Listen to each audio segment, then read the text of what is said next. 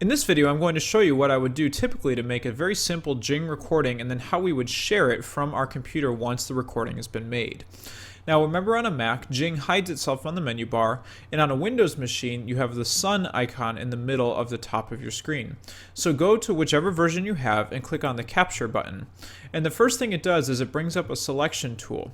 And we can take this and we can click and we can drag a portion of our screen, or we can let Jing decide for us what we're going to capture. Now, if you notice, if you move this around, we can highlight just various areas on the screen, or we can do our own selection like I just showed you. So I'm going to use the preset and just select the Chrome window to do my recording. And down in the bottom left, you have your controls now. We can capture an image as a screenshot, or we can capture a video, or we can go back and redo our window selection.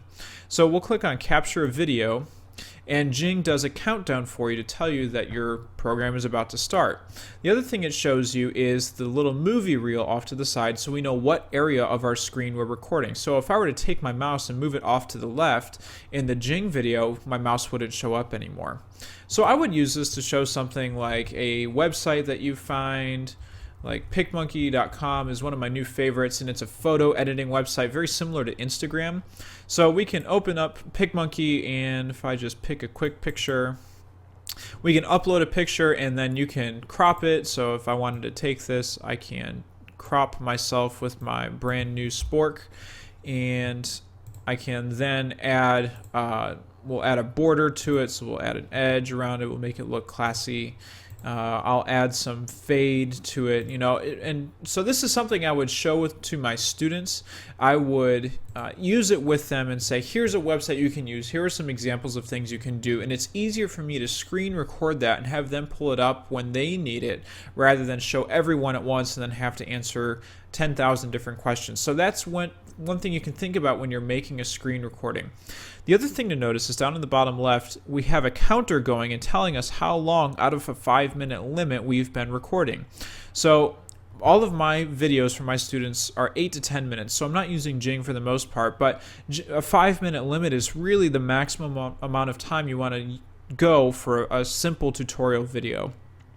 We can do a couple things with this. We can pause the recording where it's at and then pick it up if we have to just stop for a minute and catch your breath or get a drink and then continue where you left off. Or we can stop and finish the video. So I'm going to finish this. And what Jing does then is it takes that recording and it puts it into a preview window for you. So if I were to watch this, it would start playing automatically, and it would show me what I had just recorded, and I can make a determination if that's what I'm looking for, if I need to go back and redo it. You can save your video file, so I'll call this Jing, and then we can either cancel the video and just delete it, we can save it to our machine, or we can share it via screencast. And because this is a tutorial video on how to use web video, when we click on the share button, it starts the upload to your screencast.com account, the one that you signed up for when you began Jing, right away on its own, which is awesome if we're just to save time between clicking back to the internet and dragging a file. So it's a great incorporation. Screencast.com is a great platform.